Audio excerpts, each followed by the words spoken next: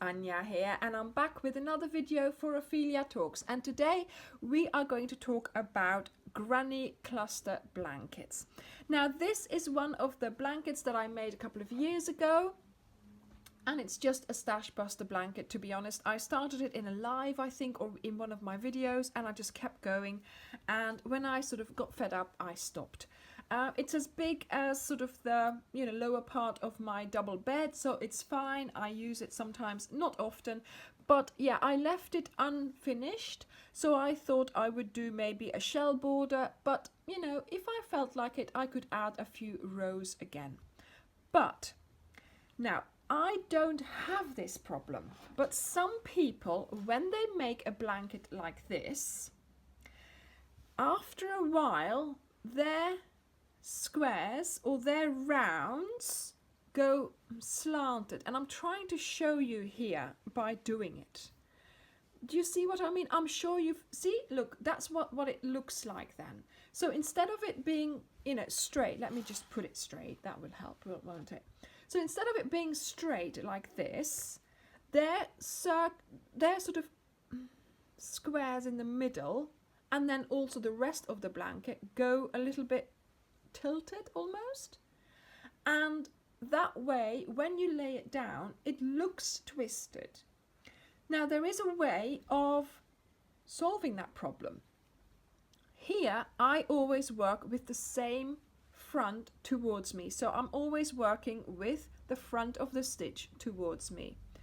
In this example here that I'm making in a moment, I have turned my square every row. So here you will see this is the back of the stitches, this is the front of the stitches, this is the back, the front and the back. Here I have used always the front of the stitches towards me.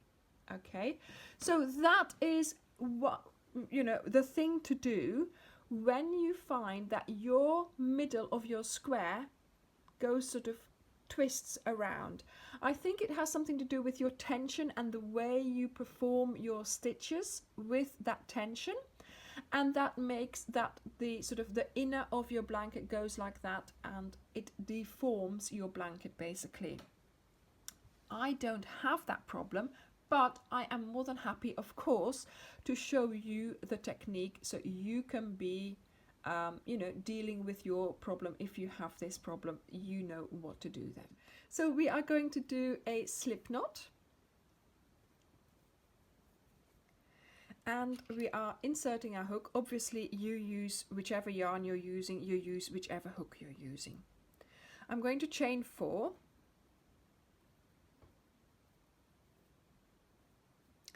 and I am going to go back into that first chain,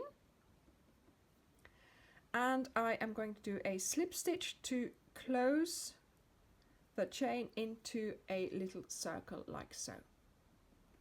Now I'm going to chain 2, 1, 2, and I am going to get started obviously on my granny clusters, so 2 more double crochets to do for that first granny cluster. There we go. So that's my first cluster. Now I'm doing 2 chains, and we do the second cluster, and a cluster obviously is made up of 3 double crochets. That chain we did in the beginning counts as a double crochet. 2 chains, and then off we go again doing another cluster.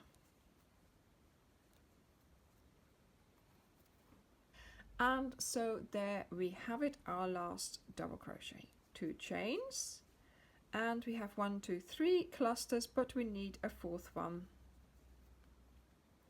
So we do another 3 double crochets and 2 chains.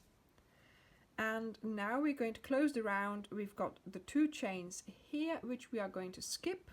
We'll go under this V here, and we are going to do a slip stitch to close the round. I'm going to change colors, so I am going to cut this off and pull this through. So this is now the front of our work. Okay, now next color. We're going to make a slip knot. Insert your hook.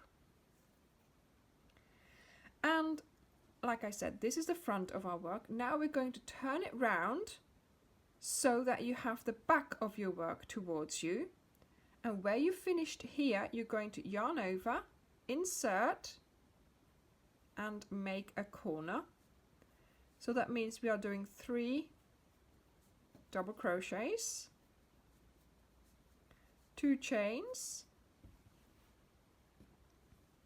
and 3 double crochets in that same sort of corner space there.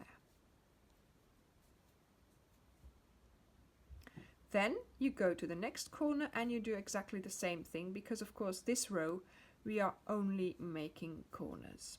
So 3 double crochets, 2 chains, and 3 double crochets.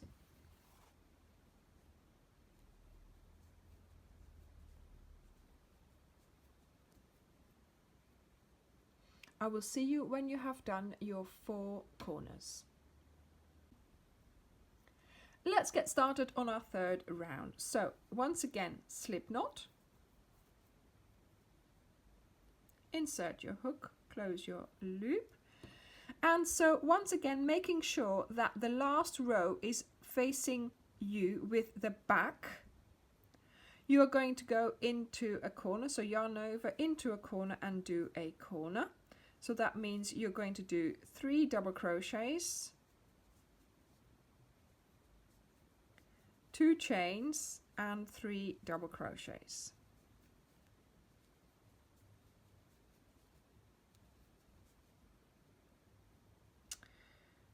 Okay, right, there we go. So that's the first corner, and then obviously this time from here on you are also going to do sides. So there we go, you're doing the side and then you work your way to doing the corner. So basically you are doing exactly the same as when you would be doing your normal standard granny cluster granny square, but you are changing them, turning it over each time. And while before, when you didn't turn it over, you had a front and a back, to be honest, of your blanket. This way you don't have that, because every other row will be front and every other row will be back. So that makes your blanket sort of more, you know, universal in that there's no front or back. But also obviously it helps if you have that, I could call it a tension problem, where your stitches slant such a way that if you keep going the same way, your square is not going to be square, but it's sort of going to be turning slightly each row. And then when you put it down flat, it does not have the straight squares going round and round if you have every color a different row, because that's obviously when you see it quite clearly. But like I said, I don't have this problem. It's hard for me to show you this, but this is the technique. Okay, so this way you can work out how you are going to maybe solve that problem by just each time turning your square and then doing the next color. So I'm going to do another row because I've cut off this one, and then I'll come back to you to show you how to do this without changing color. Okay, so I've just made it to the end of my round here. I am going to once again just do a slip stitch to finish my round. And obviously this time I have to turn my square, but I'm not changing color. So what you're going to do is chain 2 where you are, turn, and this will give you the right location to start your cluster. And you just continue from there.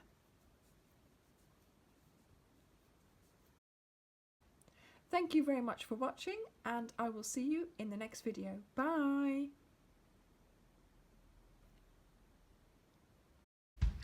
Please like and share this video, subscribe to be notified of every new video, and go to our Facebook group to become a member of our crochet community there. Here are some more videos you might find interesting.